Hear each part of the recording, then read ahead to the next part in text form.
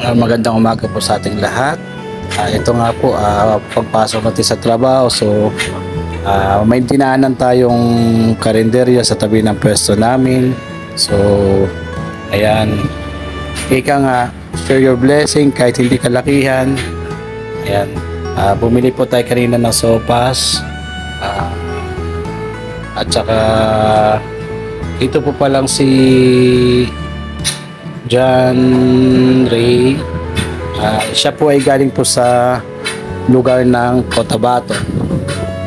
Actually bago lang po siya guys, so nangangapa pa siya, medyo mahihain. So yun, sa kwento niya medyo nakakalungkot.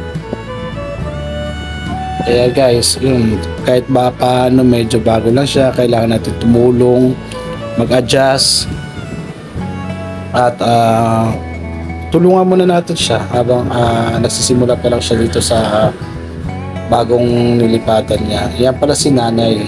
Order po tayo sa kanya ng sopas para kahit paano ipamamahagi sa mga nasa paligid. Yan pala si baby boy. Yan, inabutan din natin ng pagkain. Bumili tayo ng 10 order ng lugaw. Sopas. Yan guys, so inabot natin sa kanya, pinakain natin. Sarap ng kain nga guys, nakakatuwa. Nakita ko lang siya, so kinunan ko rin siya, binigyan ko rin. Complete niya. Siyempre, wala tayong sawa magpapasalamat sa kay Kapal para sa kanya mga binigay na blessing. So yan guys, so yan, inabutan natin si Kuya. Kakarating-rating lang niya actually guys. So pagbukas niya sa tindahan, siya kasi pinagkatiwala, ibig sabihin po may good heart po siya. Ayun, basta lagi tayo magpapasalamat guys sa may Kapal, sa Panginoong Kristo, sa kanyang binigay na biyaya. Satisfied po tayo. Tuloy guys, dyan sa simbahan pala lagi akong dumadaan every 6 PM para magpapasalamat.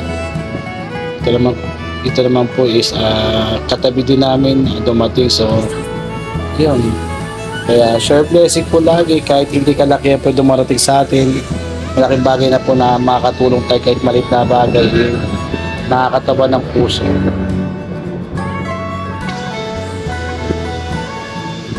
Guys, good morning. Almusal lang po namin yan.